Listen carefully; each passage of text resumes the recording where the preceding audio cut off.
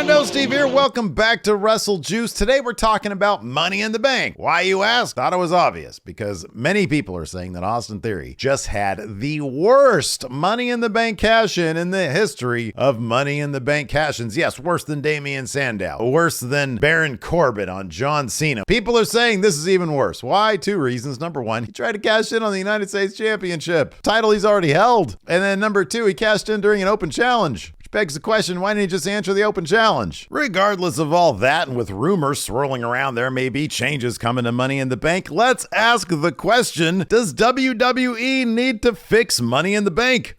Should they kill Money in the Bank? Whoa, slow down. Maybe we can come up with some solutions, maybe to freshen up Money in the Bank first. There have been 28 Money in the Bank winners/contracts. There's only been a small handful of actual memorable Money in the Bank moments. We all remember Seth Rollins cash in at WrestleMania. I remember it because I was there in person. It was pretty awesome. We all remember Edge, the very first cash in, which was pretty cool. And people were like, oh my God, he can cash in after somebody's been bloodied up like John Cena. That's pretty cool. A lot of people fondly remember Dolph Ziggler's cash in back in like 2012 or so. I'm fond of Bayley's cash in from 2019 and Dean Ambrose's cash in 2016, the night that all three members of the Shield held the world title. I'm also a huge fan of the RVD cash in when he told John Cena, we're going to do this at one night stand. Thought those were all iconic moments, but that's 1, 2, 3, 4, 5, 6 moments. And for every one Seth Rollins moment, there's like several Jack Swagger cashing in moments where nobody really cares, or Alberto Del Rio cash in moments where nobody seems to care. I know some people like, for example, Kane's cash in on Rey Mysterio, or whatever. We all have our personal favorites. The point is, Money in the Bank is not a terribly successful storytelling device if you want to get people excited. It gets people's hopes up, but more often than not, it fails to deliver. So what do we do about that? Okay, well, let's go ahead and dive into it. First up, you put the match at WrestleMania. Actually, the reason I did this video is because I saw a rumor on the internet that people were saying that there's a rumor out there that they're going to put Money in the Bank at WrestleMania. The first 5 years of Money in the Bank, as many of you probably know, were in fact at WrestleMania. And it was pretty cool. It was a big event at WrestleMania. You can put a lot of the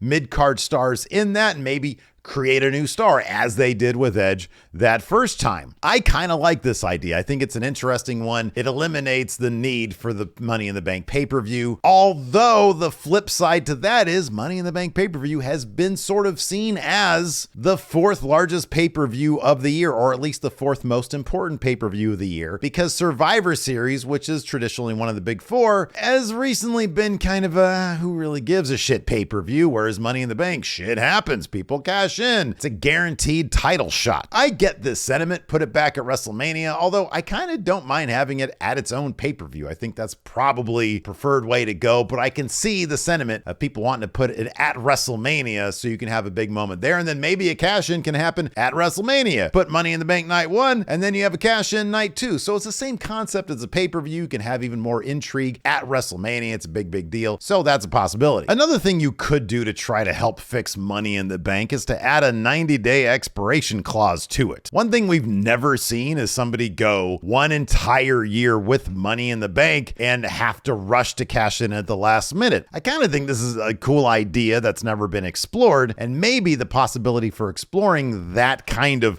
desperate storyline could take place if you add an expiration clause to it. Let's say they hold the Money in the Bank pay-per-view in June, which is a good time because it's the lull between WrestleMania and SummerSlam. And then you have till let's say Clash of the Castle in September to cash it in. Let's say Clash of the Castle becomes a yearly pay-per-view, or some UK pay-per-view ends up in September. That's the deadline for when you have to cash in Money in the Bank. At that point, you could tell the story of the clock counting down, and whoever's holding Money in the Bank has to cash it in by that time. And then eventually you get to that pay-per-view and they're like, I haven't cashed this thing in yet. I've tried a couple times and it hasn't worked.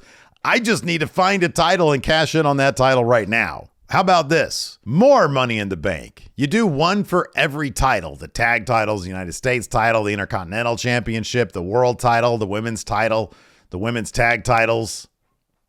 I really don't like this idea. I think it's absurd. I was trying to think of ideas and I just came up with this one and then I put it in here and let's talk about a different idea. What if you send the Money in the Bank briefcase to NXT and use it as a call-up contract? You have a Money in the Bank ladder match at Stand and Deliver WrestleMania weekend, and then whoever has it can then take it to main roster, attempt to cash in on any title there, and if they win that title, they get a main roster contract. It could be another way to call people up. I actually kind of like that idea, as convoluted as it may sound. They should probably consider doing that, but I doubt they watch these videos that I do here at WrestleJuice. All right, we're gonna get to the elephant in the room, the title of the damn video in the first place.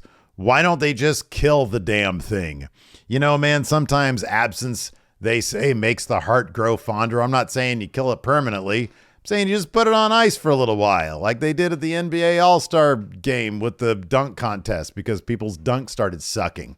You could also replace the Money in the Bank briefcase with something like the X Division title, a championship that you could then cash in whenever you want to, which is like the same thing as the briefcase, but it could be won and then fought over from time to time. It would add an extra dimension to the Money in the Bank idea because the idea is really good. It's actually one of the few really, really good ideas that WWE has sort of come up with over the past, oh my God, it's been 17 years. So I don't know if necessarily killing the damn thing is the way to go. You could make the 24/7 title the Money in the Bank title, and whoever holds it can cash in any time, like the DDT Pro Iron Heavy Metal Weight title thing that they do there. Or you could just keep the thing the way it is now with its own pay-per-view with no expiration clause and keep it on main roster with one men's and one women's and just let Triple H do his thing. Remember, Triple H has not been in charge for any of the Money in the Bank so far. This is the first time he's exercised his Money in the Bank creative bone just by having Austin Theory lose it. And to be honest with you, I feel like he's just scrubbing the decks on Austin Theory because he has his own idea as to how he wants to build Austin Theory into being potentially a face of the company guy. I could be wrong about that. Maybe Triple H doesn't see much in Austin Theory at all, but